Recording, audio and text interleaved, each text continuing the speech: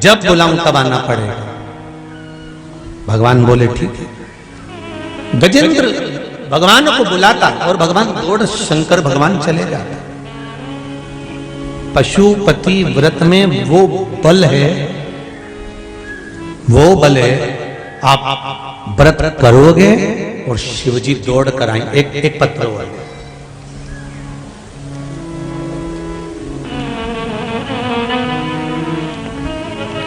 श्वेता चौधरी हैं, नाथद्वारा से आई हैं। आप ही हैं बेटा? दोनों हाथ उठाकर एक बार हर हर महादेव को, हर हर महादेव। नाथद्वारा से आपको पहले तो प्रणाम कि मेरे श्री जी बाबा की पावन धरा नाथद्वारा से आप आई हैं, आपको नमन करता हूं। नाथद्वारा से मैं आई हूं। गुरुदेव बाबा की ऐसी कृपा हुई, चर्म रोग की तकलीफ हो गई थी। गुरुदेव बहुत परेशान हो गए थे, दवाइयां गोलियां सब चल रही थी। अहमदाबाद में इलाज भी चला। गुरुदेव तब जब अहमदाबाद में इलाज करवाने के लिए गए, बेटा आपने लिखा है, अहमदाबाद में इलाज करवाने के लिए गए, तब मेरी मौसी ने मुझे पशुपतिनाथ व्रत का वर्णन किया और मैंने उस व्रत को प्रारंभ किया। डॉक्टर भी आश्चर्य में है, आप पत्र में लिख रही हैं, डॉक्टर भी आश्चर्य में है कि बिना दवाई गोली के फिर ये चर्म रोग ठीक कैसे हो गया। मैं पूर्ण तरह से ठीक हो चुकी हूं, अब कोई रोग नहीं बचा। बैठ जाओ बेटा, हर हर महादेव। अब कोई रोग नहीं बचा गुरुदेव, पूर्ण तरह से मैं स्वस्थ हो चुका। ये शिव है, ये शंकर है।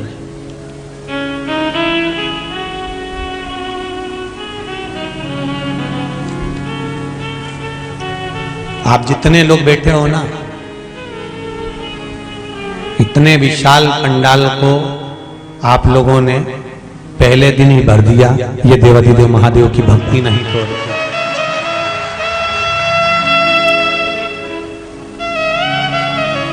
ये शिव आराधना नहीं तो क्या है?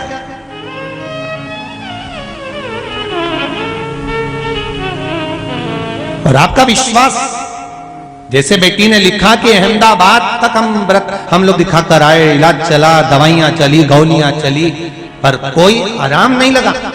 अंत बिंदु था कि किसी ने प्रेरणा दे दी, और प्रेरणा दी शिव आराधना। ऐसा कोई व्यक्ति नहीं संसार में जन्मा जिसको समस्या नहीं। मृत्यु लोक में अगर जन्म लिया है तो समस्या प्रत्येक जीव के साथ है। ऐसा कोई व्यक्ति नहीं जन्मा जिसको समस्या नहीं है, और ऐसी कोई समस्या नहीं जिसका हल शिव महापुराण में नहीं है। हर समस्या का हल शिव महापुराण की कथा में, प्रत्येक समस्या किसी भी रूप में, कैसी अब सौंप दिया इस जीवन का सब भार तुम्हारे हाथों में, हे हार तुम्हारे हाथों में, और जीत तुम्हारे हाथों में। शिव की आराधना करें, भगवान शंकर की भक्ति।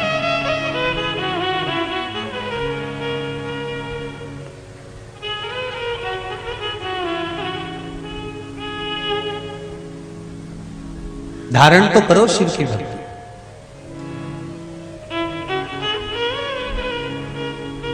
महाराज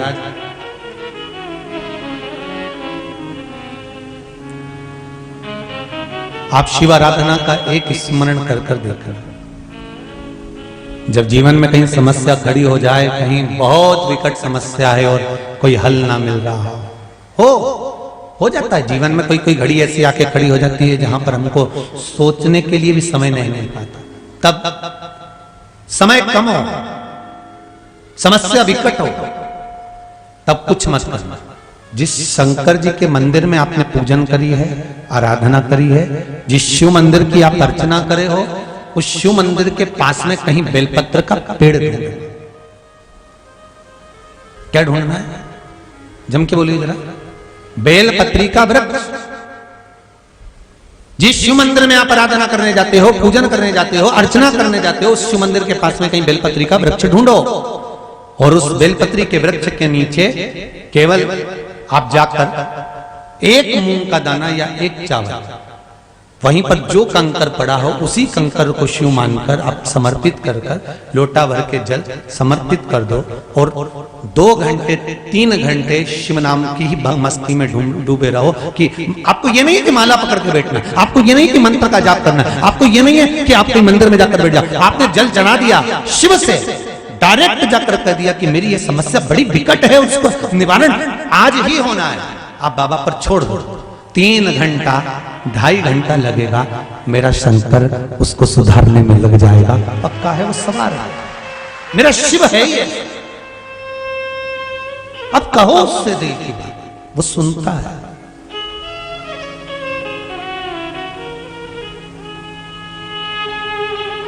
ये तो 3 पत्र जो बाहर से आए हैं उन्होंने लिखे होंगे।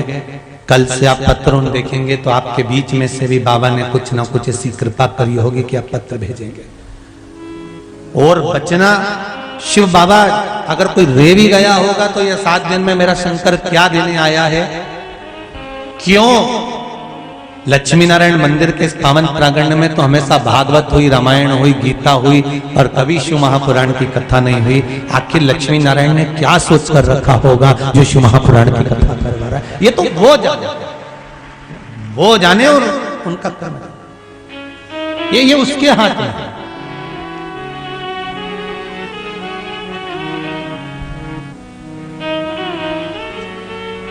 और फिर निवेदन करूंगा देपालपुर वालों, बड़े किस्मत वाले हो साहब जो मेरे शंकर की कथा मिली है आपको, बड़े भाग्यशाली। स्वयं शिव की कथा, बड़े भाग्यशाली हो, बड़े भाग्यशाली। सहज नहीं है मेरा शंभु। गजेंद्र मांग रहा है कि मैं आपको बार बार बुलाऊं, तो आपको बार बार आना पड़ेगा। भगवान कहे ठीक है मैं आ जाऊंगा, आप बुलाओ तो सही, आप दिल से रिझाओ तो मेरा शंकर तो आने को तैयार बैठा। ब्रह्मा ब्रह्मलोक में, भगवान विष्णु वैकुंठ लोक में, पर मृत्यु लोक का कोई अधिपति है तो वो देव अधिदेव महादेव हैं। बहुत जल्दी दौड़कर सामने आके खड़े हो जाते हैं कि मांग ले तुझे क्या चाहिए। भगवान शिव को गजेंद्र बार बार बुलाने लगा, भगवान शंकर बार बार आने लगे। ये देखा तो देवर्षि नारद को अच्छा नहीं लगा, देवर्षि नारद को ये ठीक नहीं लगा।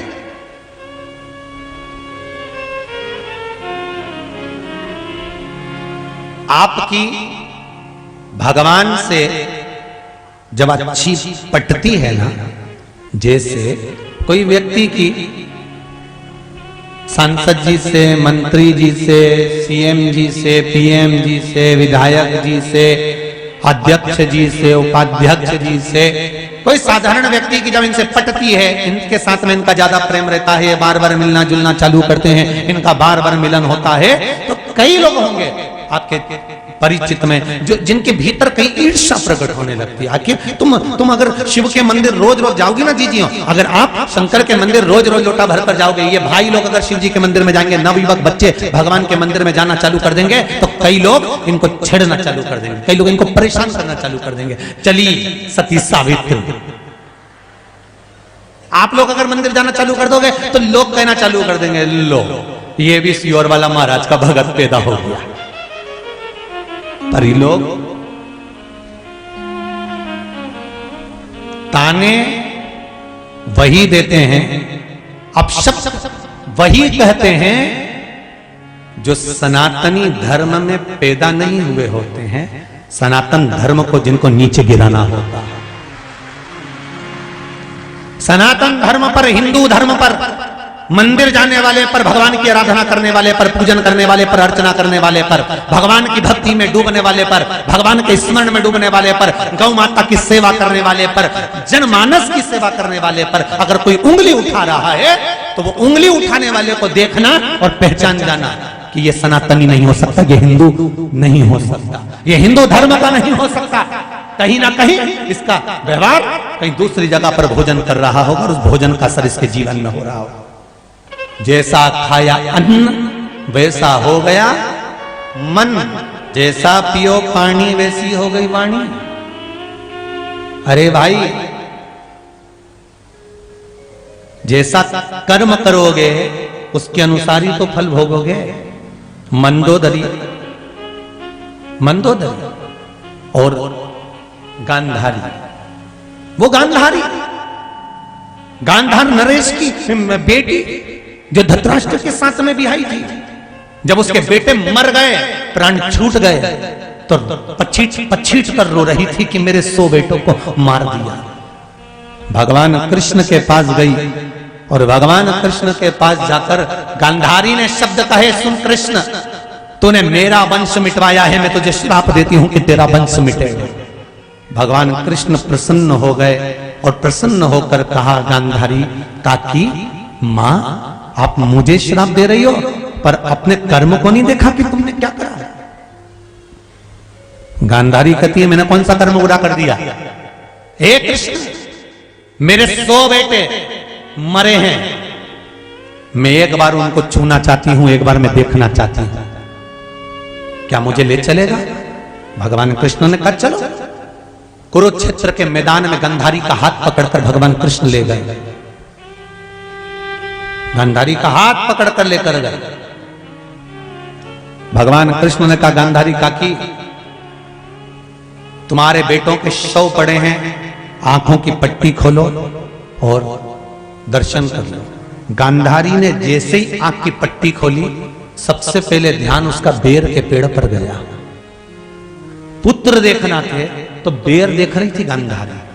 पट्टी खुलते ही, ये गांधारी की पट्टी नहीं, ये अपनी पट्टी है। जब कोई व्यक्ति की आंख की पट्टी खुलती है, बहुएं जब विवाह कर कर ससुराल में आती हैं और इनकी आंख की पट्टी जब खुलती है तो सबसे पहले पति से पूछती हैं तुम्हारे हिस्से में कितनी जमीन है।